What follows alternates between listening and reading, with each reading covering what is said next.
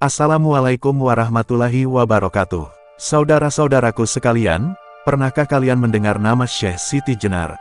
Beliau adalah salah satu tokoh sufi yang paling misterius dan kontroversial dalam sejarah Islam di Tanah Jawa. Namanya disebut-sebut sejajar dengan para wali songo, namun ajarannya menimbulkan perdebatan panjang. Ia dikenal karena mengajarkan konsep manunggaling kaula Gusti, atau penyatuan hamba dengan Tuhannya. Sebagian orang menyebutnya seorang wali yang tercerahkan, sementara sebagian lain menilainya sesat. Namun, siapakah sebenarnya Syekh Siti Jenar? Bagaimana asal-usulnya sejak kecil, perjalanan ilmunya di masa remaja, hingga menjadi tokoh yang menggemparkan para wali dan masyarakat Jawa? Mari kita telusuri bersama kisah hidup Syekh Siti Jenar yang penuh misteri ini. Masa kecil dan asal-usul kelahiran. Asal-usul Syekh Siti Jenar masih diselimuti kabut misteri, dan berbagai sumber memberikan kisah yang berbeda-beda. Versi pertama menyebut bahwa nama aslinya adalah Raden Abdul Jalil. Ia disebut sebagai putra seorang bangsawan Majapahit. Dari kecil, ia tumbuh di lingkungan istana yang kental dengan budaya Hindu-Buddha. Namun sejak kecil, Abdul Jalil dikenal sebagai anak yang berbeda dari teman-teman sebayanya. Ia haus akan pengetahuan, banyak bertanya tentang kehidupan, dan sering merenung.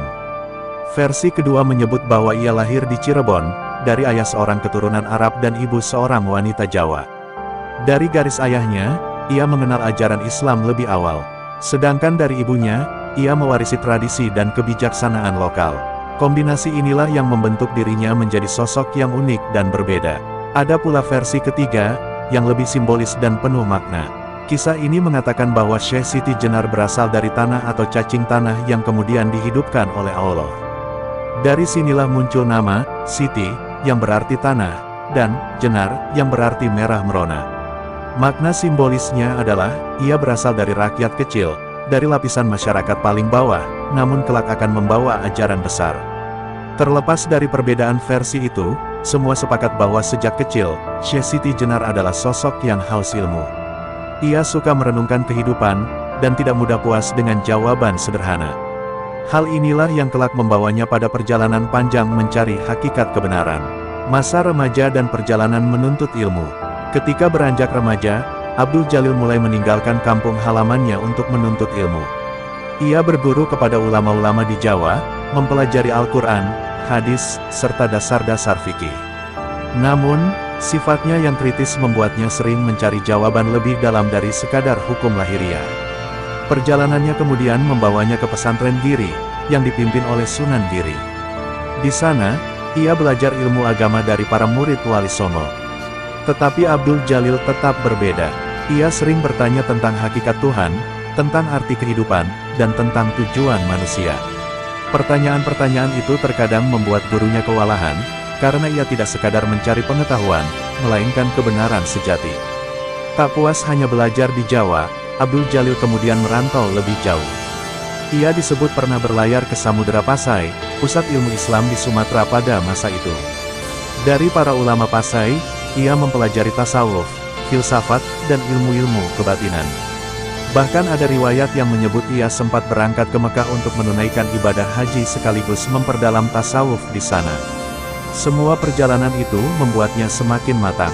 Ia tidak hanya menguasai ilmu fikih, tetapi juga filsafat, tasawuf, astronomi, dan bahkan ilmu kebatinan Jawa.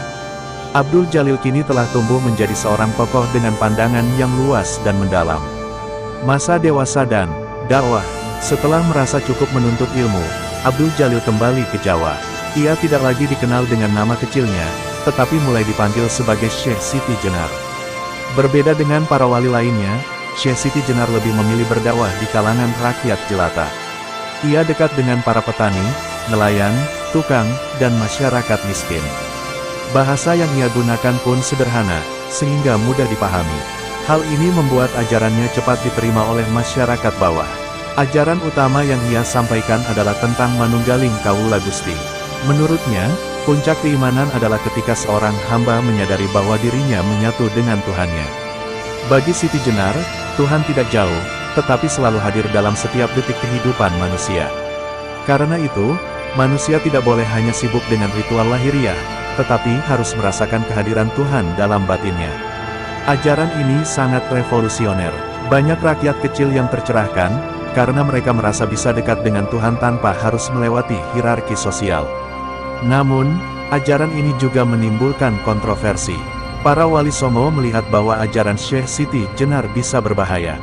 Mereka khawatir masyarakat akan salah memahami dan meninggalkan syariat. Selain itu, sikap kritis Siti Jenar terhadap kekuasaan juga membuatnya semakin ditentang. Ia terang-terangan mengkritik kedekatan sebagian wali dengan Kesultanan Demak. Menurutnya, agama tidak boleh dijadikan alat politik. Perbedaan pandangan ini membuat hubungan antara Syekh Siti Jenar dan Wali Songo semakin tegang. Namun Siti Jenar tetap berpegang pada keyakinannya. Baginya, kebenaran tidak boleh dikorbankan hanya demi menjaga kepentingan politik atau kekuasaan. Saudara-saudaraku, perjalanan hidup Syekh Siti Jenar memberi kita banyak pelajaran berharga.